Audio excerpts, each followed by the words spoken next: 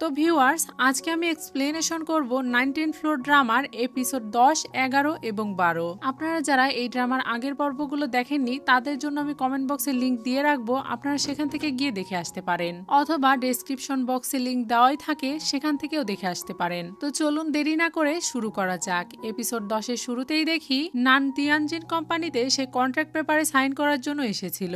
সেখানকার লোক তাকে জিজ্ঞাসা করে, আপনি কি এই কন্ট্রাক্ট পেপারে সাইন করতে চান? তখন সে চিন্তা করতে শুরু করে তার মাও তাকে তেমন একটা ভালোবাসে না, কারণ তার পা ভাঙা। এরপর সে ভাবতে থাকে সেই গেমের ভেতরে গেলেই সে সুস্থ হয়ে ওঠে আর তার পাও আগের মতো ঠিক হয়ে যায়। সেই গেমের ভেতরে যতই বিপদ হোক না কেন, এই গেমটা খেলে সে ভালোই মজা পায়। তাই বেশি কিছু না ভেবে সে তাদেরকে হ্যাঁ বলে দেয় আর সে কন্ট্রাক্ট পেপারে সাইন করে দেয়। এরপর সে বাড়ি ফিরে যাওয়ার জন্য বাস স্ট্যান্ডে বসেছিল, তখনই সেখানে বাওয়ান চলে আসে। বাওয়ানকে দেখে নান তাকে মিথ্যে কথা বলে। সে তাকে বলে, আমি বাজারে কিছু জিনিসপত্র নিতে এসেছিলাম, কিন্তু আমি সেগুলো খুঁজে পাইনি। এরপরে সেখানে বাস চলে আসে আর তারা দুইজন বাসে উঠে পড়ে। বাসের ভেতরে নানের টিকিট নিতে একটু দেরি হচ্ছিল। এটা দেখে একটা ছেলে তাকে বলে, তাড়াতাড়ি কাজ শেষ করো, তোমার কাজ শেষ করতে এত সময় লাগছে কেন? কিন্তু সেই প্যাসেঞ্জার ছেলেটি তো আর জানতো না যে নানের দাঁড়িয়ে থাকতে কত সমস্যা হয়। একেই তো লাঠি নিয়ে দাঁড়িয়ে থাকতে তার অনেক সমস্যা হয়ে যায়, এরপরে আরেক হাত দিয়ে ফোন চালাতে হচ্ছে।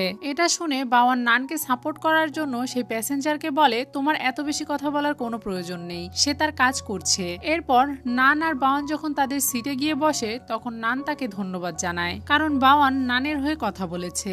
এরপর নান তাকে জিজ্ঞাসা করে সে এখানে কি করছে। তখন বাওয়ান তাকে জানায়, আমি তোমাকে যে গেমের ব্যাপারে বলেছিলাম সেই গেমের কিছু নিয়ম আছে, যার কারণে তারা আমাকে ডেকেছিল কন্ট্রাক্ট পেপারে সাইন করার জন্য। এটা শুনে নান তাকে জিজ্ঞাসা করে, তাহলে তুমি কি সেই কন্ট্রাক্ট পেপারে সাইন করেছো নাকি করনি? তখন বাওয়ান তাকে বলে, আমি ভেবেছিলাম ডোডো হয়তো সেই গেম থেকে বেরিয়ে গেছে, যার কারণে তারা আমাকে ডোডো এর ব্যাপারে কোনো ইনফরমেশনই দিচ্ছিল না। আর যদি ডোডো গেম নাই খেলে তাহলে আমার গেম খেলেও কোনো লাভ নেই। কিন্তু এরপরেও আমি সেই কন্ট্রাক্ট পেপারে সাইন করেই ফেলেছি আর মনে মনে আশা করি যে ডোডোও সেই গেমটা খেলবে, কারণ ডোডো আমার থেকে অনেক বেশি বুদ্ধিমান এবং অনেক বেশি স্ট্রংও আছে এবং সে আমার প্রাণও বাঁচিয়েছে। এসব কিছু শুনে তো নানের মন অনেক ভালো হয়ে যায় আর সে স্মাইল করতে শুরু করে, কারণ বাওয়ান ডোডো এর অনেক প্রশংসা করছিল, যেটা আসলে নানি ছিল। পরের সিনে লেকে দেখি সে জুনিয়র ভিডিওর আইপি অ্যাড্রেসের মাধ্যমে জেনে ফেলেছিল যে জুনিয়র ভিডিওটা কোন লোকেশন থেকে আপলোড করা হয়েছে, আর সেই লোকেশন অন্য কোথাও না বরং সেই কলেজেরই লাইব্রেরি ছিল, যার কারণে লেই দ্রুত সেই লাইব্রেরিতে পৌঁছে যায়। লে একজন টিচার ছিল, তাই সে খুব সহজেই লাইব্রেরির সিসিটিভি ক্যামেরার ভিডিও ফুটেজ দেখতে পায়। সে যখন ওই ভিডিও ফুটেজটা দেখে তখন সে অনেক বেশি অবাক হয়ে যায়, কারণ জুনিয়র সেই ভিডিওটা অন্য কেউ না বরং কুইং আপলোড করেছিল। এরপর লেই দ্রুত কুইং এর কাছে যায় আর তাকে বলে, আমি জেনে ফেলেছি যে জুনিয়র সেই ভিডিওটা তুমি আপলোড করেছিলে। আমি তোমাকে ঠিকভাবে চিনি না, কিন্তু এরপরেও আমি এটা বুঝতে পারছি না যে তুমি তো জুনিয়র বেস্ট ফ্রেন্ড, কিন্তু তারপরেও তুমি তার এই ভিডিওটা এইভাবে গ্রুপে কিভাবে পোস্ট করেছো? আর তুমি কি এই বিষয়ে শিওর আছো যে জুনিয়র এই ধরনের কাজ করতে পারে যেটা ভিডিওতে দেখানো হয়েছে? এই সবকিছু শোনার পর কুইং একটুও ভয় পায় না আর লেইকে সরাসরি বলে দেয়, আমি জানি আমি কি করেছি আর সে ভিডিওটা আমি ইচ্ছা করেই গ্রুপে পোস্ট করেছিলাম, কারণ আমি জুনিয়র কাছ থেকে জানতে চেয়েছিলাম যে যারা ভীতু মানুষ তারা কি সবসময় একাই থেকে যায়, যেভাবে চুনিও আমাকে একা করে দিয়েছে। পরের সিনে জিয়াংকে দেখি সে বাওয়ানের কাছে এসেছিল কিছু টাকা নেওয়ার জন্য, যাতে সে ওই টাকা হাসপাতালে জমা দিয়ে ইয়ানকে হাসপাতাল থেকে বের করে আনতে পারে। কিন্তু বাওয়ান তাকে বলে, আমার কাছে এত টাকা নেই, কারণ আমার বাবা আমাকে শুধু পকেট খরচ দেয়, যে টাকা দিয়েও আমি ঠিকভাবে চলাফেরা করতে পারি না, তাহলে আমি তোমাকে এতগুলো টাকা কিভাবে দিব? অন্যদিকে চুনিওকে দেখি সে ডেলিভারি ম্যান সেজে ডাক্তার জিয়ার অ্যাপার্টমেন্টে গিয়েছিল তার সাথে দেখা করার জন্য, কিন্তু সেখানে পৌঁছানোর পর চুনিও সিকিউরিটি গার্ডের কাছ থেকে জানতে পারে যে ডাক্তার জিয়া তার অ্যাপার্টমেন্ট চেঞ্জ করে নিয়েছে। ডাক্তার জিয়া এখন আর এখানে থাকে না। চুনিও এই ব্যাপারে কথা বলছিল, তখনই তার কাছে তার দাদির ফোন আসে। কল রিসিভ করার পর তার দাদি তাকে জানায়, তোমার কলেজের সিনিয়র আমার কাছে এসেছে কিছু কাগজে সাইন করানোর জন্য। মানে চেঞ্জি তার দাদির কাছে গিয়েছিল কিছু কাগজপত্র নিয়ে সেখানে তার দাদির সই করানোর জন্য। এটা শুনে চুনিও অনেক রেগে যায় আর সে তার দাদিকে বলে, আমি যতক্ষণ না বাড়িতে পৌঁছাচ্ছি ততক্ষণ তুমি কোনো ধরনের কাগজে সাইন করবে না। অন্যদিকে জিয়াংকে দেখি সে এখনো কোনো টাকার ব্যবস্থা করতে পারেনি, তাই সে ইয়ানের বাড়িতে যায়। সেখানে শুধুমাত্র ইয়ানের দাদিই থাকতো। ইয়াং এখন দাদির সাথে অল্প একটু কথা বলেই চুপচাপ ভেতরে চলে যায়। সেখানে যাওয়ার পর সে পুরো রুমে টাকা খুঁজতে শুরু করে এবং সে সেখানে কিছু টাকা পেয়েও যায় এবং সেটা পকেটে ভরে নেয়। এরপর জিয়াং যখন সেখান থেকে চলে যাচ্ছিল তখনই দাদি তাকে পেছন থেকে ডেকে বলে অনেকদিন হয়ে গেল তার সাথে হ্যানের কোনো যোগাযোগ নেই। সে জানে না যে হ্যান কোথায় আছে এবং ইয়ানেরও কোনো খোঁজ খবর নেই। এসব কিছু শোনার পর জিয়াং তো অনেক বেশি কনফিউজড হয়ে যায়, কারণ তার সাথে তো হ্যানের ফোনে কথা হয়েছিল। যদি সে তার সাথে কথা বলতে পারে তাহলে সে দাদির সাথে এতদিনও কেন কথা বলেনি। এসব কিছু ভেবে সে দাদিকে সান্ত্বনা দিয়ে বলতে শুরু করে এসব কিছু নিয়ে আপনার চিন্তা করার কোনো প্রয়োজন নেই। হ্যান আর ইয়াং দুইজনই ট্যুরে গিয়েছে একটা কাজের সুবাদে, তাই তারা খুব দ্রুতই ফিরে আসবে। দাদি তাদের জন্য অনেক পরিশ্রম করত, তাই জিয়াং তাকে বলে আপনার এত পরিশ্রম করার কোনো প্রয়োজন নেই, কারণ আপনার নাতিরা আপনার জন্য ইনকাম করছে। এটা শুনে দাদি তাকে বলে এই সব কিছু তো আমি নিজের জন্য করছি, আমি তো শুধু তোমাদের তিনজনের জন্য বিয়ের উপহার রেডি করছি, তাই আমার বেশি চিন্তা করার কোনো প্রয়োজন নেই। এখানে দাদির কথা শুনে আমরা বুঝতে পারছিলাম যে দাদি তাদের তিনজনকেই সমান ভালোবাসে। যদিও হ্যান আর জিয়াং তার নিজের নাতি নয়, কিন্তু তারা যেহেতু ছোটবেলা থেকে একসাথেই বড় হয়েছে তাই দাদি তাদেরকে সমান চোখেই দেখে আর তাদেরকে সমানভাবেই ভালোবাসে। আর সেজন্যই সে তাদের তিনজনের বিয়ের জন্যই টাকা জড়ো করছিল। এই সবকিছু শুনে জিয়াং এখন মনে মনে আফসোস করছিল, মনে মনে সে কষ্ট পাচ্ছিল, কারণ একটু আগেই সে যে কাজটা করেছে সেটা একদমই খারাপ। এসব কিছু ভেবে ইয়াং গ্র্যান্ডমাকে বলে আবারও ইয়ানের ঘরে যায় আর যেখান থেকে টাকাগুলো নিয়েছিল সেখানেই পুনরায় রেখে দেয়। শুধু এতটুকুই নয়, এবার জিয়াং এর মানি ব্যাগে যে টাকা ছিল সেই সব টাকা বের করে সে ওখানে রেখে দেয় আর সেখান থেকে চলে যায়। অন্যদিকে চেনজিকে দেখি সে চুনিয়র দাদিকে বলছিল আপনার নাতনি কলেজে এইসব কাজ করেছে, তাই আপনি যদি চান সে অনেক বড় কোনো সাজা না পাক তাহলে আপনি এই কাগজে সাইন করে দিন। এটা শোনার পরে চুনিয়র দাদি তাকে সরাসরি বলে আমি জানি আমার নাতনি কখনোই এই ধরনের কাজ করতে পারে না, তার ব্যবহার একটু কড়া হতে পারে কিন্তু সে এতটাও খারাপ মানুষ নয়, আমি তাকে সম্পূর্ণ বিশ্বাস করি। তারা দুজন এসব কথা বলছিলই তখনই সেখানে চুনিও চলে আসে। চুনিও অনেক বেশি রেগেছিল। সে আসার পর চেনজিকে নিয়ে বাইরে চলে যায় তার সাথে আলাদাভাবে কথা বলার জন্য।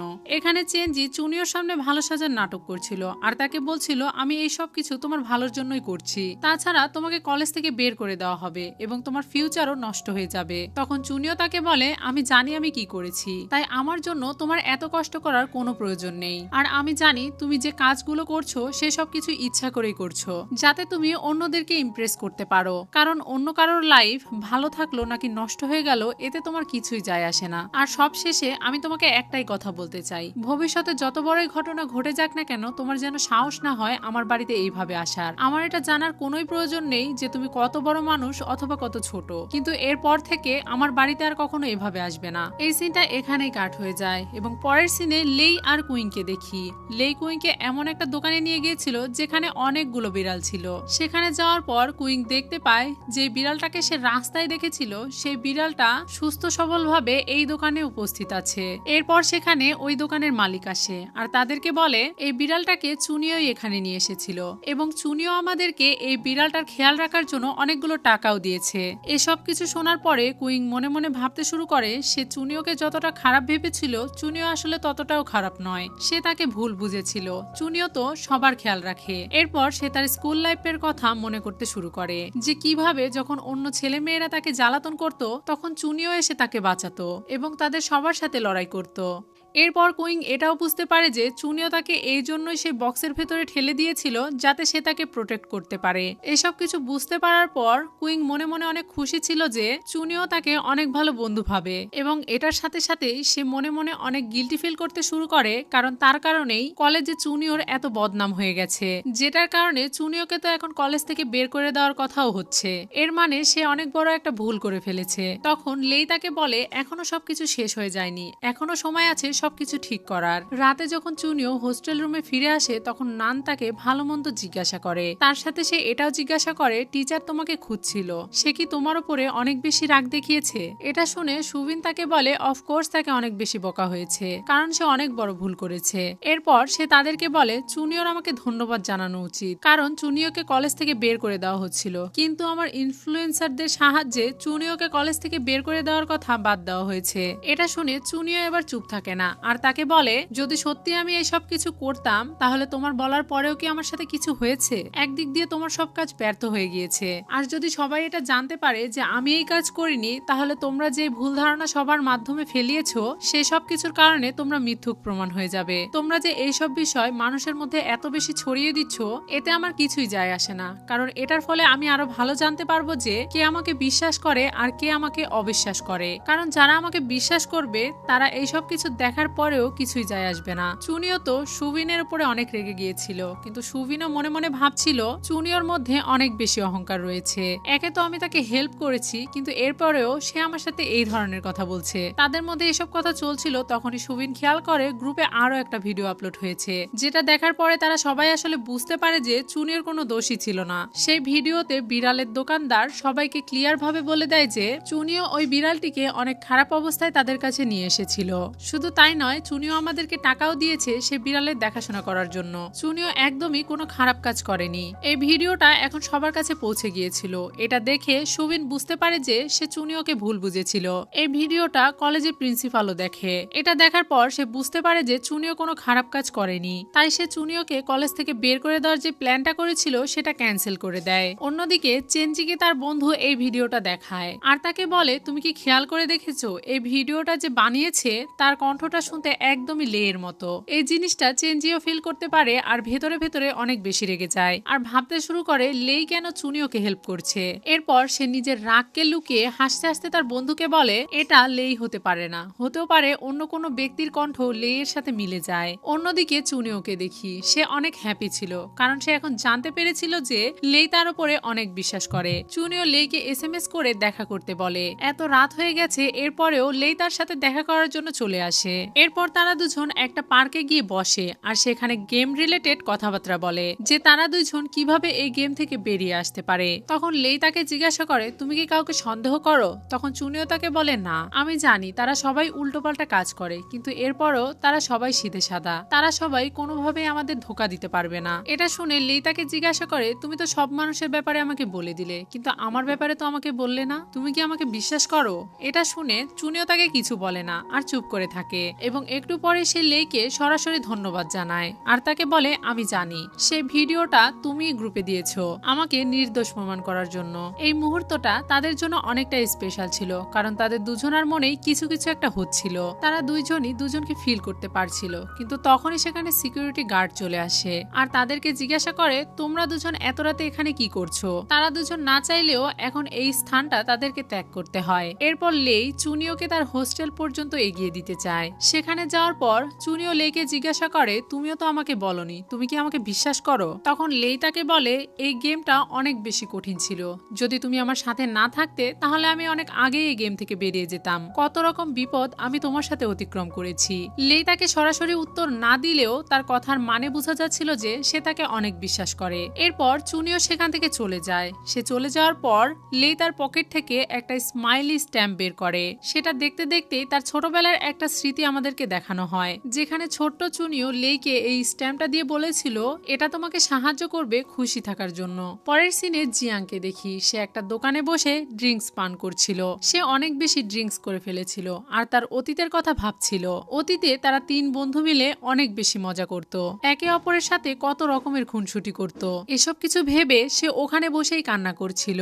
একটু পরে তাদের সবার ফোনে আবারও সেই গেমে যাওয়ার জন্য টাইম উঠতে শুরু করে। এখানে বাওয়ান বারবার উইশ করছিল যাতে গেমের ভেতরে যাওয়ার পর তার দৌড়ের সাথে দেখা হয়ে যায়। অন্যদিকে লেই তার ল্যাপটপে সে অপরিচিত ব্যক্তির সাথে কথা বলছিল, যে তাকে এসএমএস এ জানায় যে যারাই এই গেমে হেরে যাচ্ছে তারা সবাই কোমায় চলে যাচ্ছে এবং তোমাদের সবার বডিতে একটা চিপ লাগানো আছে, যেটার মাধ্যমে তারা তোমাকে যেভাবে ইচ্ছা সেভাবে চালাতে পারবে, তাই তোমাদের সাবধান থাকা উচিত। অন্যদিকে কুইনকে দেখি সে চুনিওর দিকে তাকিয়ে কান্নাকাটি করছিল আর মনে মনে বলছিল, আমি তোমার সাথে যা করেছি তার জন্য তুমি আমাকে ক্ষমা করে দিও। এর কিছুক্ষণ পরেই সেই গেমটা শুরু হয়ে যায় আর তারা সবাই ওই গেমের ভেতরে চলে যায়, যেখানে সব প্লেয়াররা একটা বাক্সের ভেতরে বন্দী ছিল, যে বাক্সের দরজা এক সাইড থেকে খোলা ছিল এবং তাদের সবাইকে শিকল আর দড়ি দিয়ে বেঁধে রাখা ছিল। তারা চাইলেই সেখান থেকে বেরিয়ে আসতে পারবে না। তখনই তারা সবাই আবারও সেই ডেভিল স্পিরিটটাকে তাদের সামনে দেখতে পায়, কিন্তু যখনই সে তাদের দিকে ঘুরে তাকায় তখন তারা সবাই দেখতে পায় এটা আসলে কুইন। কুইনকে দেখে তাদের ওই ডেভিল স্পিরিটের কথা মনে পড়ে যায়। এদিকে কুইন কুইংও সেই ডেভিল স্পিরিটের মতোই পোশাক পরেছিল এবং দেখতে দেখতে তার চোখও কালো হয়ে যায় আর স্মাইল করতে শুরু করে। তখন তাদের সবার এটা মনে পড়ে যায় যে আগের গেমে সেই ইভিল স্পিরিটটা তাদের সবাইকে বলেছিল তাদের মধ্যে যে কোনো একজনকে ওই বাক্সের ভেতরে পাঠিয়ে দিতে হবে এবং যে ওই বাক্সের ভেতরে থাকবে সে আগে গিয়ে ইভিল স্পিরিট হয়ে যাবে। আর এই গেমটা কমপ্লিট করার জন্য যে কোনো একজনকে কুরবানি করতে হবে আর এটা একমাত্র সেই বাছাই করতে পারবে যে এই বাক্সের ভেতরে যাবে। আর তারা যেহেতু সেই বাক্সের ভেতরে কুইনকে পাঠিয়েছিল তাই সে এখন ইভিল স্পিরিট হয়ে গেছে আর এখন কুইনকে তাদের মধ্যে যে কোনো একজনকে মেরে ফেলতে হবে এই গেমটা কমপ্লিট করার জন্য। এমনিতেও কুইং অনেক ভীতু টাইপের মেয়ে ছিল তাই সে চাইলেই যে কাউকে মেরে ফেলতে পারতো না, কিন্তু কুইং এর মাইন্ডের ভেতরে সেই ইভিল স্পিরিট আসে আর তাকে বোঝাতে থাকে সে যাতে তাদের মধ্যে একজনকে মেরে ফেলে। সে বারবার কুইংকে বোঝাচ্ছিল যাতে সে তাদের মধ্যে যে কোনো একজনকে খুব তাড়াতাড়ি মেরে ফেলে। সে তাকে এভাবে বোঝাচ্ছিল আর বলছিল তুমি কি চাও না চুনিও তোমাকে ভালো বন্ধু ভাবুক? তুমি কি চুনিওর কাছে নিজেকে প্রমাণ করতে চাও না যে তুমিও তার একটা অনেক ভালো বন্ধু? তুমি আজকে চুনিওকেও প্রমাণ করে দাও যে তুমি তাকে প্রোটেক্ট করতে চাও এবং তুমি কতটা সাহসী। যাও তুমি চুনিওকে প্রোটেক্ট করো এবং তার অনেক ভালো বন্ধু হয়ে যাও। এই লেভেলটাই ছিল স্যাক্রিফাইস করার। তাই কুইং হাজার চেষ্টা করলেও যে কোনো একজনকে তো মরতেই হবে। চুনিও তো সেই ইভিল স্পিরিটের কথা শুনে প্রচন্ড ভয় পাচ্ছিল আর সে ওই ইভিল স্পিরিটের কথা মানতে চাইছিল না, কিন্তু সেই ইভিল স্পিরিট চুনিওর মৃতদেহ তাকে দেখিয়ে ভয় দেখায়, যেটা দেখে তো সে অনেক ভয় পেয়ে যায় আর তার দেওয়া সেই চাকুটা হাতে নিয়ে তাদের সবার দিকে এগিয়ে যেতে থাকে। সে তাদের সবার দিকে তাকিয়ে তাকিয়ে দেখছিল। তখন সে ডিসাইড করে সে জিয়াংকে মেরে ফেলবে, কারণ সে সবসময় ফালতু বকবক করে আর সে যদি মারাও যায় তাহলে কারোর কিছু যায় আসবে না। চুনিও ভয়ে ভয়ে জিয়াং এর দিকে এগিয়ে যাচ্ছিল। এটা দেখে জিয়াং তাকে জিজ্ঞাসা করে তুমি কি আমাকে মারতে চাও? তাহলে এসো আমাকে মেরে দেখাও। তখন চুনিও বুঝতে পারে যে এই গেমে তাদের মধ্যে একজনকে বলি দেওয়া হবে আর সেজন্যই কুইং জিয়াংকে মারার জন্য তার দিকে এগিয়ে যাচ্ছে, কিন্তু বোকা জিয়াং এটা বুঝতে পারে না আর সে কুইংকে উল্টাপাল্টা কথা বলে রাগিয়ে দিচ্ছিল। সে তাকে দুর্বল এবং ভীতু বলছিল আর তাকে বলছিল তোমার সাহস থাকলে আমাকে মেরে দেখাও। অন্যদিকে সেই ইভিল স্পিরিটটাও তাকে বারবার ম্যানিপুলেট করছিল। তখনই তার স্কুল লাইফের সেই ঘটনার কথা মনে পড়ে যেখানে অন্যান্য শিক্ষার্থীরা তাকে অনেক জ্বালাতন করত এবং নানান ভাবে তাকে বুলি করত।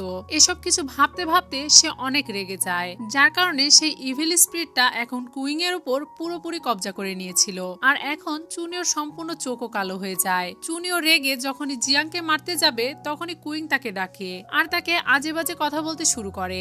চুনিও কুইংকে বলতে শুরু করে তুমি অনেক খারাপ আর তোমার সাথে এরকমটাই হওয়া উচিত। তুমি এতটাই দুর্বল যে তুমি কারোর জন্যই কিছু করতে পারো না। একেই তো কুইং এর ভেতরে রাগ অনেক বেশি বেড়ে গিয়েছিল, কিন্তু চুনিও এখন তাকে আরো বেশি রাগিয়ে দেয় যাতে সে জিয়াংকে ছেড়ে দিয়ে তার কাছে যায়। শুধু এতটুকুই নয়, চুনিও তাকে এসব বলতে বলতে নিজের হাতের বাঁধনও খুলছিল যাতে সে কুইংকে যে কোনো মূল্যে শান্ত করতে পারে, কিন্তু কুইং তার সামনে আর চুনিওকে দেখতে পাচ্ছিল না। সে তার সামনে ওইসব শয়তান স্টুডেন্টদের দেখতে পাচ্ছিল যারা তাকে প্রতিদিন অত্যাচার করত। চুনিও এসব বলতে বলতে তার কাছে এগিয়ে আসে আর তাকে শান্ত করার জন্য জড়িয়ে ধরে, কিন্তু ততক্ষণে কুইং তার পেটে চাকু ঢুকিয়ে দিয়েছিল। কিন্তু এরপরেও চুনিও কুইংকে কিছুই বলে না আর সে তাকে ওভাবেই জড়িয়ে ধরে থাকে এবং সে বলতে থাকে তুমি আমার অনেক ভালো বন্ধু, আমি কখনোই তোমার কথায় রাগ করব না আর এই কারণেও আমি তোমাকে কখনো ভুল বুঝবো না যে তুমি আমার পেটে চাকু মেরে দিয়েছো, কারণ তুমি আমার বেস্ট ফ্রেন্ড। সে এইসব কিছু বলছিল তখনই চুনিওর চোখ আবারও আগের মতো হয়ে যায় আর তার জ্ঞান ফিরে আসে। তখন কুইং বুঝতে পারে সে আসলে কত বড় ভুল করে ফেলেছে এবং সে বারবার চুনিওর কাছ থেকে ক্ষমা চাইতে শুরু করে, কিন্তু ততক্ষণে অনেক দেরি হয়ে গিয়েছে। সে অলরেডি চুনিওকে চাকু মেরে দিয়েছিল। এরপর তার চুনিওর সাথে কাটানো অতীতের কিছু কথা মনে পড়তে শুরু করে। সে যখন একা হয়ে পড়তো তখন কিভাবে চুনিও তার সঙ্গ দিত এবং তার কেয়ার করত। স্কুল ছুটির পর যখন সবাই চলে যেত এবং কুইং একা হয়ে যেত আর অন্য সব বদমাশ স্টুডেন্টদের ভয়ে সে একা বাড়িতে ফিরতে পারতো না, তখনই চুনিও কিভাবে যেন তার কাছে চলে আসতো আর তার কাঁধে হাত রেখে তাকে নিয়ে সেখান থেকে চলে যেত। চুনিও সবসময়ই তাকে রক্ষা করেছে। এই সব কিছু ভেবে সে ওই চাকু দিয়ে তার নিজের গলায় কেটে ফেলে, কারণ কুইং এভাবে চুনিওকে মরতে দিতে পারে না আর এটা একটা অনেক ভালো সুযোগ ছিল চুনিওর কাছ থেকে তার ক্ষমা চাওয়ার। তাই চুনিওর মারা যাওয়ার আগে সে নিজের গলা কেটে ফেলে এবং একদিক দিয়ে এই গেমে সে নিজেকে স্যাক্রিফাইস করে দেয়। আর সে চুনিওর দিকে তাকিয়ে তাকে বলে, চুনিও, আমি এখন অনেক স্ট্রং হয়ে গেছি, তাই না? ফাইনালি আমি তোমাকে প্রোটেক্ট করতে পেরেছি। তোমাদের সবার কাছে আমি ক্ষমা চেয়ে নিচ্ছি, কারণ আমি তোমাদের সবাইকে অনেক কষ্ট দিয়েছি। এরপর কুইং চুনিওর দিকে হাত বাড়িয়ে দেয়, ঠিক যেভাবে চুনিও কুইং এর দিকে হাত বাড়িয়ে দিয়েছিল। আর তখনই তার মৃত্যু হয়ে যায়। এটা দেখে তারা সবাই অনেক কষ্ট পায় আর কান্না করতে শুরু করে। যেহেতু এই গেমে যে কোনো একজনের জীবন স্যাক্রিফাইস করতে হতো, আর কুইং অলরেডি তার জীবন দিয়ে দিয়েছে, তাই এই গেমটা এখানেই শেষ হয়ে যায়। সকালে যখন চুনিওর ঘুম ভাঙে তখন সে দেখতে পায় নান কুইং এর ঘুম ভাঙানোর চেষ্টা করছে। এটা দেখে সেও দ্রুত কুইং এর কাছে যায় আর তারা দুজন মিলেই তার ঘুম ভাঙানোর চেষ্টা করে, কিন্তু সে কিছুতেই জেগে ওঠে না। এরপর হোস্টেলে অ্যাম্বুলেন্স চলে আসে আর কুইংকে হাসপাতালে নিয়ে যাওয়া হচ্ছিল, কিন্তু এই ঘটনার মধ্যে চুনিও জানতে পেরে যায় নানি আসলে ডৌডৌ। তাছাড়া নান কিভাবে জানতে পারলো যে কুইং কোমায় চলে গেছে? নানও বুঝতে পেরেছিল যে চুনিও তার ব্যাপারে সব সত্য কথা জেনে গিয়েছে, তাই সে তার কাছে আসে আর তাকে বলে সে যাতে তার পরিচয় কারো কাছে বলে না দেয়। এরপর চুনিও কুইংকে নিয়ে হাসপাতালে চলে যায়। সেখানে লেই জিয়াং আর লিনও আসে। এবার তারা কুইংকে অন্য আরেকটা হাসপাতালে ভর্তি করেছিল, তাই যখনই কুইং এর রিপোর্ট আসে তখন তারা জানতে পারে কুইং এর ব্রেনে একটা চিপ ঢোকানো আছে। এর মানে তাদের সবাইকে তাদের ব্রেনে ঢোকানো এই চিপের মাধ্যমে কন্ট্রোল করা হচ্ছে। তখন তারা ডাক্তারকে জিজ্ঞাসা করে এই চিপটা তারা কিভাবে বের করবে। তখন ডাক্তার তাদেরকে জানায় এই চিপ বের করা অনেক রিস্কের কাজ, এতে চুনিওর প্রাণও যেতে পারে অথবা সে সারা জীবনের জন্য কোমায় চলে যেতে পারে। এই সবকিছু শোনার পরেও তারা চাইছিল যে চুনিওর ব্রেন থেকে সেই চিপটা বের করা হোক, কিন্তু তখনই লেয়ের কাছে একটা কল আসে আর তাকে হুমকি দেওয়া হয়। তাকে বলা হয় এই চিপের সম্পূর্ণ এক্সেস তাদের কাছে আছে, যদি ভুল করেও তারা এই চিপ ব্রেন থেকে বের করার চেষ্টা করে তাহলে সে তাদের সবাইকে একসাথে কোমায় পাঠিয়ে দিতে পারবে, এমনকি যে বন্ধুরা এখন কোমায় আছে তাদের প্রাণও নিয়ে নিতে পারবে। আমার এক ক্লিকে সবকিছু ধ্বংস হয়ে যেতে পারে। এরপর সেই লোকটা লেইকে আরো বলে তোমাদের কাছে দুইটা অপশন আছে। প্রথম অপশন, তোমরা এই গেমটাকে এখানেই ছেড়ে দাও, কিন্তু তোমাদের যে বন্ধুরা কোমায় চলে গিয়েছে তারা কখনোই আর ফিরে আসবে না। আর দ্বিতীয় অপশন এটাই, যদি তোমরা চাও তোমাদের বন্ধুরা কোমা থেকে ফিরে আসুক তাহলে তোমাদের এই গেমটাকে কন্টিনিউ খেলতে হবে। এর মানে এই পুরো গেমটা তাদেরকে শেষ পর্যন্ত খেলতে হবে, এরপরেই তাদের কোমায় চলে যাওয়া বন্ধুরা ফিরে আসবে। এটা বলার পরে সেই লোকটি তো কল কেটে দেয়, কিন্তু এবার তারা সবাই মিলে চিন্তায় পড়ে যায়। চুনিও আর লেই তো এই গেমটা শেষ পর্যন্ত খেলতে চায়, কারণ তারা চায় তাদের বন্ধুদের ফিরিয়ে আনতে, কিন্তু অন্যরা এখন জেনে গিয়েছিল যে এই গেমে তাদের জন্য কত বিপদ অপেক্ষা করছে, তাই তারা এই গেমটা কিভাবে খেলবে। তারা সবাই এই বিষয়ে কথা বলছিল, তখনই চুনিও খেয়াল করে কুইং এর মা হাসপাতালে চলে এসেছে। তাকে দেখে চুনিও দ্রুত তার কাছে যায় আর তাকে সান্ত্বনা দিতে শুরু করে। চুনিওর মা তো কান্না করতে করতে অনেক ভেঙে পড়ে। এরপর যখন সে তার মেয়ের কাছে গিয়ে তার এই অবস্থা দেখে তখন সে তাকে বলতে শুরু করে তুমি তো এই কলেজে ভর্তি হয়েছে শুধুমাত্র এইটা ভেবে যাতে তুমি সারা জীবন চুনিওর সাথে থাকতে পারো। তাকিয়ে দেখো তোমার বেস্ট ফ্রেন্ড এখানেই দাঁড়িয়ে আছে, তুমি তাড়াতাড়ি উঠে পড়ো। এসব কিছু দেখে তো চুনিওর মন আরো বেশি খারাপ হয়ে যায় আর সে তাদের দুজনকে রুমের ভেতরে রেখে বাহিরে চলে আসে। বাহিরে বসে চুনিও একটা চিঠি পড়ছিল যেটা সে কুইং এর টেবিল থেকে পেয়েছিল। সেই চিঠিতে কুইং তার শব্দ স্বীকার করে নিয়েছিল আর সে এটাও ভালোভাবে লিখেছিল ওই ভিডিওটা সে নিজেই পোস্ট করেছিল, যার কারণে এখন সে অনেক বেশি গিল্টি ফিল করছে। আর এখানে কুইং চুনিওর কাছ থেকে ক্ষমাও চেয়েছে। এই চিঠিটা পড়ার পরে চুনিওর অনেক খারাপ লাগতে শুরু করে। তখনই আমরা দেখতে পাই চুনিও ভালোভাবে জানতো যে কুইং তার অনেক বেশি কেয়ার করে। ছোটবেলায় যখন চুনিও তার ক্লাসের হোমওয়ার্ক করে নিয়ে গিয়েছিল না তখন টিচার তাকে সাজা দিয়েছিল আর ক্লাসের সবচেয়ে লাস্ট বেঞ্চের পিছনে তাকে দাঁড় করিয়ে দিয়েছিল। এদিকে কুইং তার হোমওয়ার্ক কমপ্লিট করেছিল, কিন্তু এরপরেও সে তার টিচারকে ওইটা দেখায় না আর তাকে বলে সেও হোমওয়ার্ক করেনি, যাতে টিচার তাদের দুজনকে একসাথে পানিশমেন্ট দেয়। এমনকি কলেজের প্রথম দিন যখন কুইং চুনিওর সাথে দেখা করতে আসে তখন চুনিও কুইং এর দিকে তাকিয়ে তাকে খেয়াল করেছিল যে সে তাকে দেখে কতটা খুশি ছিল, আর চুনিও কুইংকে এখানে দেখে অনেক খুশি হয়েছিল। পরের সিনের লেইকে দেখি সে লিনের কাছে যায় আর তাকে জিজ্ঞাসা করে আপনি কি এই গেমটাকে কন্টিনিউ করতে চান। তখন লিন তাকে জানায় আমার ছোট একটা পরিবার আছে, যদি আমার কিছু হয়ে যায় তাহলে তাদের দেখাশোনা কে করবে। আমি অনেক বেশি চিন্তিত আছি আর আমার অনেক টাকার প্রয়োজনও নেই, তাই আমি যদি এই গেমটা নাও খেলি তাহলেও কিছু যায় আসবে না। এর মানে লিন এই গেমটা খেলতে চাইছিল না, কিন্তু এরপরেও সে লেইকে জানায় আমি এটার ব্যাপারে ভেবে তোমাকে জানাবো। তখন লেই তাকে বলে আপনি যদি এই গেমটা খেলতে চান তাহলে আজকে সন্ধ্যায় আপনি আমার সাথে ক্যান্টিনে দেখা করবেন। এরপর লেই সোজা চলে যায় জিয়াং এর কাছে আর তাকে সব সিচুয়েশনের ব্যাপারে জানিয়ে তাকে জিজ্ঞাসা করে তুমি কি এই গেমটা কন্টিনিউ করতে চাও। তখন জিয়াং তাকে অ্যান্সার দেয় এটা আমার বিষয়, তাই এই ব্যাপারে আমি নিজেই ভেবে নিব। এটা শুনে লেই তো ভেবেছিল জিয়াং এই গেমটা অবশ্যই খেলবে, কারণ তার বন্ধুকে তার ফিরিয়ে আনতে হবে। কিন্তু আসলে জিয়াং এই বিষয়ে ভাবছিল, আর সে নিজেই চিন্তা করে বের করতে পারছিল না যে সে এই গেমটা খেলবে নাকি খেলবে না। আর এখানে জিয়াং এটা ভেবেও অনেক চিন্তিত ছিল যে যদি সে নিজেও কোমায় চলে যায় তাহলে হ্যান আর ইয়াংকে কে কোমা থেকে বের করবে, আর তাদের দাদিমার দেখাশোনাই বা কে করবে। এখন যেহেতু সে সজ্ঞানে আছে, তাই সে কমসে কম তাদের দাদির যত্ন নিতে পারবে আর তার দেখাশোনা করতে পারবে। এসব কিছু ভেবে জিয়াং সেখান থেকে চলে যাচ্ছিল। তখন লেই তাকে পেছন থেকে ডেকে বলে, যদি তুমি এই গেমটা খেলতে চাও তাহলে আজকে সন্ধ্যায় তুমি আমার সাথে ক্যান্টিনে দেখা করতে এসো। এরপর জিয়াং আবারও ইয়ানের দাদির সাথে দেখা করতে যায়। সেখানে যাওয়ার পর সে দূর থেকে দেখতে পায় দাদি স্টিল অনেক পরিশ্রম করছে যাতে সে কিছু টাকা জমাতে পারে। জিয়াং চাইছিল যে ইয়াং এর দাদি এত পরিশ্রম যাতে না করে আর নিজেকে একটু বিশ্রাম দেয়, কারণ তার বাচ্চারা এখন এতটা বড় হয়ে গিয়েছে যে তাকে রোজগার করে খাওয়াতে পারবে। তাকে এভাবে পরিশ্রম করতে দেখে জিয়াং এর অনেক খারাপ লাগছিল, কিন্তু এটা ভেবেও তার অনেক খারাপ লাগছিল যে দাদির এই বুড়ো বয়সে তার নাতিও তার পাশে নেই এখন, কারণ তার নাতি এখন কোমায় চলে গিয়েছে। এসব কিছু ভেবে জিয়াং সেখান থেকে চলে যাওয়ার আগে মনে মনে বলতে শুরু করে, দাদি আমি তোমাকে কথা দিচ্ছি আমি তোমার দুজন নাতিকেই ফিরিয়ে আনবো। এরপর জিয়াং সেই লোকেশনে পৌঁছে যায় যেখানে বাওনের বাবা জুয়া খেলতো। এইবার জিয়াং মনে মনে ঠিক করে ফেলেছিল যাই হয়ে যাক না কেন সে বাওনের বাবার কাছ থেকে টাকা ফেরত নিয়েই ছাড়বে। তাই সে তার কাছে গিয়ে রাগ দেখিয়ে টাকা চাইতে শুরু করে, কিন্তু বাওনের বাবাও গুন্ডা টাইপের ছিল, তাই সে তাকে একটুও ভয় পায় না আর উল্টো তার উপরেই রেগে যায়। এটা দেখে তো জিয়াং আরো বেশি রেগে যায় আর তাকে মারার ভয় দেখাচ্ছিল, কিন্তু বাওনের বাবা উল্টো তাকেই অনেক মারধর করে। সেখানকার লোকজন বাওনের বাবাকে আটকায়, কিন্তু ততক্ষণে জিয়াং অনেক বেশি আহত হয়ে পড়েছিল। পরের সিনে আমরা আবারও সেই ব্যক্তিকে দেখতে পাই যে এই পুরো গেমটা হ্যান্ডেল করছিল। এবারও আমাদেরকে সেই লোকটার চেহারা দেখানো হয় না, কিন্তু তার সেক্রেটারি তাকে একটা ফাইল দিয়ে যায়, যেটা ওপেন করলে আমরা দেখতে পাই এইবার তার হাতে সুবিনের বায়োডাটা আছে, যেটা দেখে সেই লোকটা বলতে শুরু করে এই গেমটা এবার আরো বেশি ইন্টারেস্টিং হতে চলেছে, আমিও দেখতে চাই তোমাদের বন্ধুত্ব কতটা স্ট্রং। এর মানে আমরা বুঝতেই পারছি যে ওই ব্যক্তিটা মনে মনে আরো কিছু প্যাচ লাগাচ্ছে, যেখানে সে সুবিনকে ইউজ করতে চলেছে। আর এখানেই আজকের এই এপিসোডটা শেষ হয়ে যায়। এপিসোড 12 শুরুতেই দেখি সুবিন যখন সেই 19 ফ্লোরের পাশ দিয়ে হেঁটে যাচ্ছিল তখনই সে অনুভব করে তাকে কেউ ফলো করছে, কিন্তু সে ভালো করে চারিদিকে খেয়াল করলে কাউকেই দেখতে পায় না। আর সে সোজা চলে যায় তার পার্সেল রিসিভ করার জন্য। পার্সেল নিয়ে নেওয়ার পর তার কাছে একটা মেসেজ আসে, যেটা তার ভাইয়ের মেসেজ ছিল।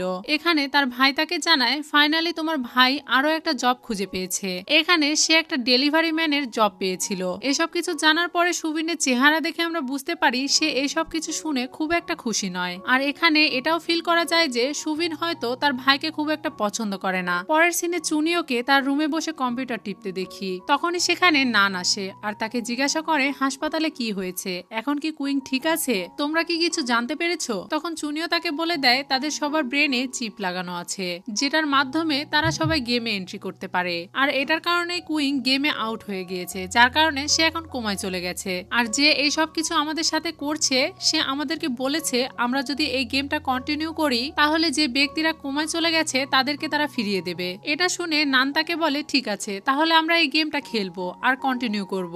এটা শুনে চুনিও তো অনেক বেশি খুশি হয়ে যায় আর সে কুইং এর তরফ থেকে নানকে ধন্যবাদ জানায়। এটা শুনে নান তাকে বলে তোমার আমাকে ধন্যবাদ জানানোর কোনো প্রয়োজন নেই, কারণ এই গেমটা খেলতে আমার অনেক ভালো লাগে আর এই গেমের ভেতরে যাওয়ার পরে আমি হাঁটা চলা করতে পারি। আর যেদিন আমি এই গেমটা খেলতে খেলতে বিরক্ত হয়ে পড়বো সেদিন আমি নিজে গিয়ে মাথার ভেতর থেকে সেই চিপটা বের করে আনবো, তোমার বেশি টেনশন নেওয়ার প্রয়োজন নেই। এরপর নান আবারও চুনিওকে রিকোয়েস্ট করে যাতে সে এই ব্যাপারে কাউকেই না বলে যে সেই ডুও। এখানে তারা দুজন কথা বলছিল তখনই সেখানে সুবিন চলে আসে। সুবিনের হাতে একটা বড় বক্স ছিল যেখানে অনেকগুলো পার্সেল ছিল। সে সবকিছু একসাথে ভেতরে নিয়ে আসতে তার একটু কষ্ট হয়ে যাচ্ছিল। সে ভেবেছিল হয়তো নান এসে তাকে হেল্প করবে, কিন্তু নান তো তাকে পুরোপুরি ইগনোর করে আর সেই সবকিছু তাকে একা একাই রুমের ভেতরে নিয়ে আসতে হয়। পরের সিনে বাউনকে দেখি সে একা একাই বাস্কেটবল খেলছিল আর সে ভেতরে ভেতরে অনেক চিন্তিত ছিল, যেটা দেখে নান তার কাছে আসে আর তাকে বলে আমি যদি একটা গোল দিতে পারি তাহলে কিন্তু তোমাকে আমার একটা প্রশ্নের উত্তর দিতে হবে। এটা শুনে বাউন রাজি হয়ে যায়, কারণ সে জানতো নান গোল করতে পারবে না, কিন্তু সে তো জানতোই না যে নান অনেক ভালো বাস্কেটবল খেলতে পারে, তাই সে অনেক ইজিলি একটা গোল করে দেয়। এরপর যখন বাওয়ান গোল করতে যাবে তখন সে এই কাজটা করতে পারে না। এরপর নান তাকে একটা প্রশ্ন করে, সে এত চিন্তিত কেন? তখন বাওয়ান তাকে বলে, আমি এত চিন্তিত কারণ গেমে অনেক বেশি বিপদ, যার কারণে আমি সেই গেমটা খেলতে চাই না। কিন্তু আমার সবচেয়ে বেশি চিন্তা ডৌডৌকে নিয়ে। সে এই গেমের ব্যাপারে কিছুই জানে না। আমি চাই তার সাথে যোগাযোগ করতে এবং তার কাছে গিয়ে তাকে সবকিছু বলে দিতে, যাতে সে এই গেমটা আর কন্টিনিউ না করে। কিন্তু আমি বুঝতেই পারছি না যে আমি সেই মেয়েটিকে কিভাবে খুঁজে বের করব। এটা শুনে নান তাকে বলে, তোমার বেশি টেনশন করার প্রয়োজন নেই, কারণ এখন সেও হয়তো জেনে গিয়েছে যে এই গেমটা কতটা বিপজ্জনক। আর তার কাছে যদি এই গেমটা ভয়ঙ্কর মনে হয় তাহলে সে নিজেই এই গেম থেকে লিভ নিয়ে নেবে। এটা শুনে বাওয়ান তাকে বলে, না, সে এই গেম থেকে যাবে না, কারণ সে আমাদের সবার থেকে বেশি বুদ্ধিমান, তাই সে এত সহজে এই গেমটাকে ছাড়বে না। এটা শুনে নান মুচকি মুচকি হাসতে শুরু করে আর খুশি হয়ে যায় এবং বাওয়ানকে বলে, ঠিক আছে, আর তার প্রশংসা করতে হবে না। তখন বাওয়ান তাকে বলে, আমি তাকে রক্ষা করতে চাই। আমি তাকে কিভাবে বলবো যে এই গেমটা কতটা ভয়ঙ্কর? আমি তার সাথে কিভাবে যোগাযোগ করব?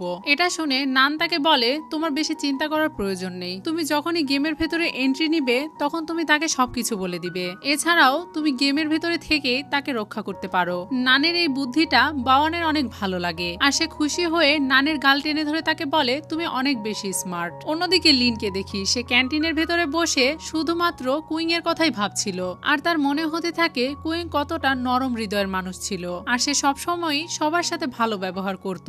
এসব কিছু ভেবে সে এখন ডিসাইড করে সে এই গেমটা কন্টিনিউ খেলবে, যাতে সে কুইংকে বাঁচাতে পারে। আর এই কারণেই লিন চলে যায় লেয়ের সাথে দেখা করার জন্য ক্যান্টিনে, যেখানে লেই লিনকে তার সাথে দেখা করার জন্য বলেছিল।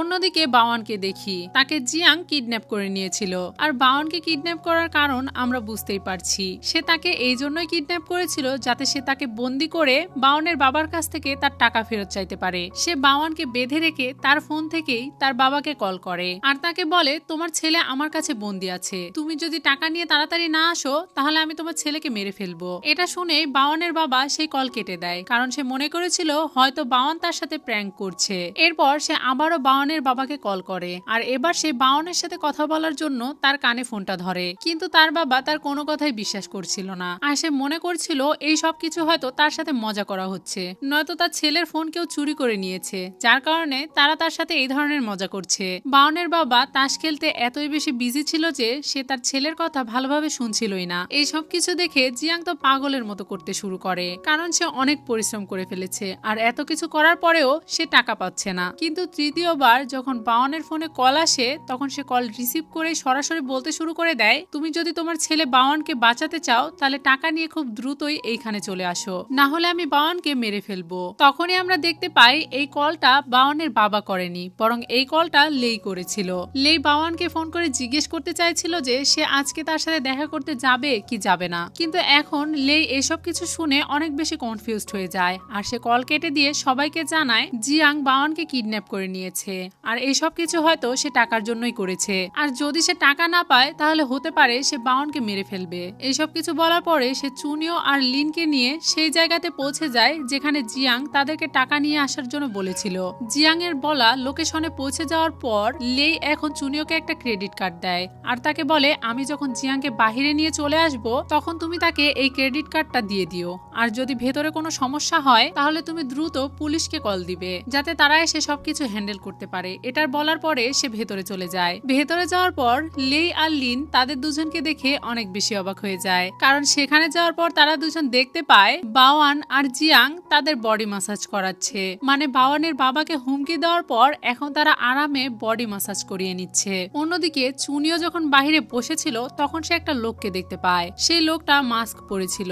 তাকে দেখে চুনিওর অনেকটা সন্দেহজনক মনে হয়। সেই লোকটা ভেতরে গিয়ে অন্য আরেকজনের সাথে কথা বলতে শুরু করে। তখন আমরা দেখতে পাই সেই লোকটা অন্য কেউ না বরং ডাক্তার জিয়া ছিল। ডাক্তার জিয়াও লেই এবং অন্য সবাইকে দেখতে পায়, যার কারণে সে তাদের সামনে চলে আসার আগেই নিজেকে লুকিয়ে ফেলে। এখন সবাই বাহিরে চলে আসে। বাহিরে আসার সাথে সাথে লেই তার কার্ড জিয়াংকে দিয়ে দেয় আর তাকে বলে, তুমি এই টাকা খরচ করতে পারো ইয়াং এর হাসপাতালের বিলের জন্য। কিন্তু জিয়াং তার কার্ড নেয় না, কারণ সে বুঝতে পেরেছিল টাকা তোলার জন্য যে রাস্তায় সে চলেছিল সেটা আসলে ভুল ছিল। এরপর জিয়াং লেই এর কার্ড না নিয়েই সেখান থেকে চলে যায়। এদিকে বাওয়ান আর লিনেরও কিছু কাজ ছিল, যার কারণে তারা দুজনও সেখান থেকে চলে যায়। কিন্তু লেই আর চুনিওর নিজেদের মধ্যে কিছু কথা বলার ছিল, যার কারণে তারা দুজন সেখানেই দাঁড়িয়ে থাকে। তারা সবাই চলে যাওয়ার পর চুনিও লেইকে বলে, একটা লোক এখানে এসেছিল যাকে দেখে তার সন্দেহ হচ্ছিল। তখন লেই তাকে বলে, আমিও সেই ব্যক্তিটিকে দেখেছিলাম, কিন্তু আমি তার চেহারা দেখতে পাইনি। তারা এসব কথা বলছিল, তখনই তারা খেয়াল করে দরজার আড়াল থেকে কেউ তাদেরকে দেখছে। আর যখনই তাদের চোখ ওইদিকে যায় তখনই সে সাথে সাথে দরজা বন্ধ করে দেয়। এটা দেখার সাথে সাথে চুনিও আর লেই তাদের পিছু করতে শুরু করে, কিন্তু তারাও কম ছিল না। তাই তাদের সামনে ধরা খাওয়ার আগেই তারা সেখান থেকে পালিয়ে যায়। পরের সিনে সুয়ানকে দেখি, সে তার ডেলিভারি করা বক্সগুলোর মধ্যে একটা বক্স খোলে আর সে দেখতে পায় তার কাছে এমন একটা জিনিস এসে পৌঁছেছে যেটা সে অর্ডারই করেনি। আর সেই বক্সের ভিতরে অন্য কিছুই ছিল না, বরং সেই গেমিংটাই ছিল, যেটা দেখার সাথে সাথে সুবিন খুশি হয়ে পড়ে ফেলে। অন্যদিকে বাওয়ানকে দেখি, সে তার বাবার কাছে গিয়েছিল যাতে সে বাওয়ানের টাকা তার বাবার কাছ থেকে চাইতে পারে। বাওয়ান অনেকটা সাহস জগিয়ে তার বাবাকে বলেই ফেলে জিয়াং এর টাকা তার ফেরত দিয়ে দেওয়া উচিত, আর এরকম ভাবে কারো কাছ থেকে টাকা নেওয়া উচিত নয়। কিন্তু বাওয়ানের বাবা তার কথা শুনে তার উপরে অনেক বেশি রেগে যায়। শুধু এতটুকুই নয়, এখানে বাওয়ান আর তার বাবার মধ্যে অনেক বেশি ঝামেলাও হয়ে যায়। তাদের লড়াই এতটাই বেশি বেড়ে যায় যে বাওয়ানের বাবা তাকে বলে, আজকের পর তুমি আমার ছেলে নাও। তারা দুজন একে অন্যের সাথে ঝামেলা করছিল, এদিকে অন্য লোকেরাও তাদেরকে ধরে রাখতে পারছিল না। এর মাঝখানে জিয়াংও সেখানে চলে আসে এবং জিয়াং এর সাথেও বাওয়ানের বাবা তর্ক হতে শুরু করে, কিন্তু সবশেষে জিয়ান বাওয়ানকে নিয়ে সেখান থেকে চলে যায়। এরপর তারা দুজন একটা রেস্টুরেন্টে যায়, যেখানে বসে জিয়াং বাওয়ানের কাছ থেকে ক্ষমা চাইছিল আর তাকে বলছিল এটা আমার আর তোমার বাবার বিষয় ছিল, এর মাঝখানে তোমাকে টেনে আনা আমার উচিত হয়নি, আমার কারণে তোমার আর তোমার বাবার মধ্যেকার রিলেশনশিপ নষ্ট হয়ে গিয়েছে।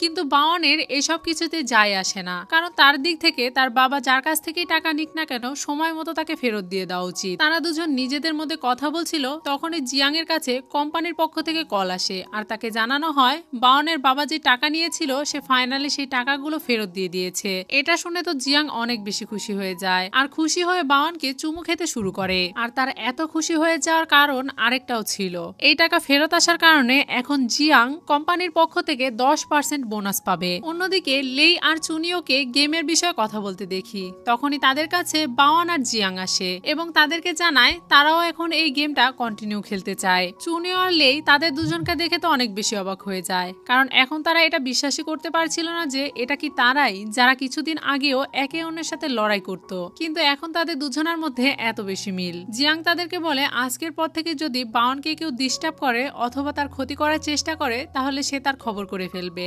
এছাড়াও আজ থেকে বাওয়ান তার ভাইয়ের মতো, তাই সে সব সময় তাকে রক্ষা করবে। এছাড়াও জিয়ান তাদের সবাইকে বলে এতদিন তার জন্য যেরকম হ্যান আর ইয়ান ছিল, ঠিক আজকের পর থেকে বাওয়ানও তার জন্য সেই রকমই। এরপর বাওয়ান তার বাবার কাছে যায় তার কাছে ক্ষমা চাওয়ার জন্য, কারণ একদিক দিয়ে সে তার বাবার সাথে অনেক বেশি খারাপ ব্যবহার করে ফেলেছে, যেটা বাওয়ানের করা একদমই উচিত হয়নি। কিন্তু অফকোর্স বাওয়ান কিছু ভুলও করেনি, কিন্তু এখন যেহেতু সবকিছু ঠিক হয়ে গিয়েছিল তাই বাওয়ান তার বাবার কাছে আসে ক্ষমা চাওয়ার জন্য। কিন্তু তার কাছে আসার সময় বাওয়ান সাথে করে তার বাবার জন্য কিছু খাওয়ার অর্ডার করে নিয়ে আসছিল, কিন্তু বাওয়ানের বাবা অনেক বেশি ঘাটতেরা টাইপ ছিল, যার কারণে সে বাওয়ানের দিকে তাকিয়েও দেখে না আর সম্পূর্ণরূপে বাওয়ানকে ইগনোর করতে থাকে, যার কারণে বাওয়ান তার আনা খাওয়ারটা সেখানে টেবিলের উপরে রেখেই চলে যায়। বাওয়ান সেখান থেকে চলে যাওয়ার পর তার বাবার বন্ধু তাকে বলে তোমার ছেলে তোমার জন্য খাবার নিয়ে এসেছে, যদি তুমি সেই খাবারটা না খেতে চাও তাহলে আমরা খেয়ে নিতে পারি। এটা শোনার পরে বাওয়ানের বাবা তাদেরকে নিষেধ করে দেয় আর তাদেরকে বলে